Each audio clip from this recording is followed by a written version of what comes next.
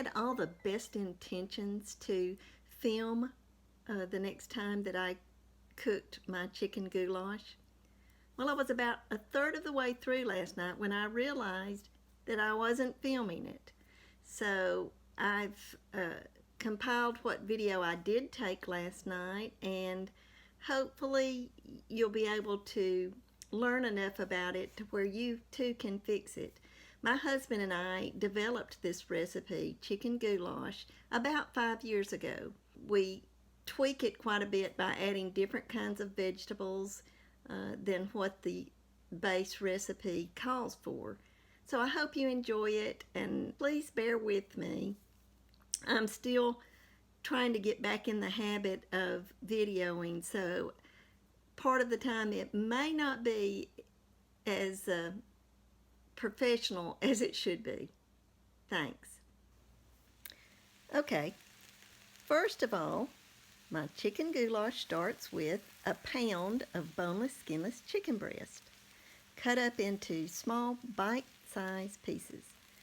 I marinate them with a little bit of Dell steak sauce and chupacabra, which is a spice that I like that my husband got from Texas. It gives just enough of a kick to make our taste buds enjoy it even more.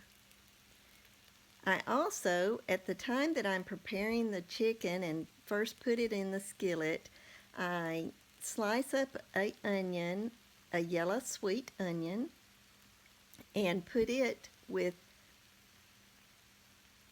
a half a teaspoon of olive oil in a large skillet and saute it for about 5 minutes.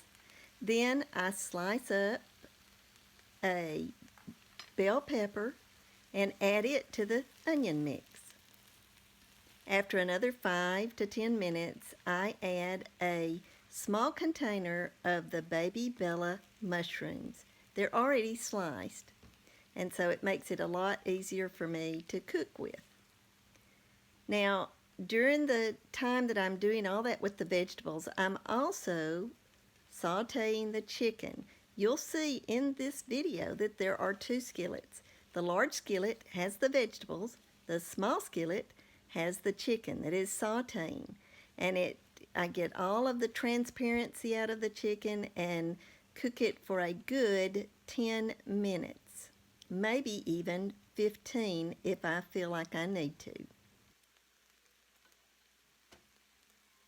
I saute the chicken at medium-high for those minutes. Now, after I feel like the chicken is mainly done, which is, like I said, about 10 to 15 minutes, I stir everything well the whole time. I'm standing there the whole time preparing the chicken and the vegetables. Eventually, when I think the chicken is done enough, I add it to the vegetables that have been sauteing for somewhere around 10 to 15 minutes. I stir the whole concoction up very well, and then whatever other kind of vegetable I want to add, I'll add it then. A lot of times I'll put canned carrots, sometimes I've put squash, a few times I've put broccoli, but last night I decided I would add sweet whole kernel corn.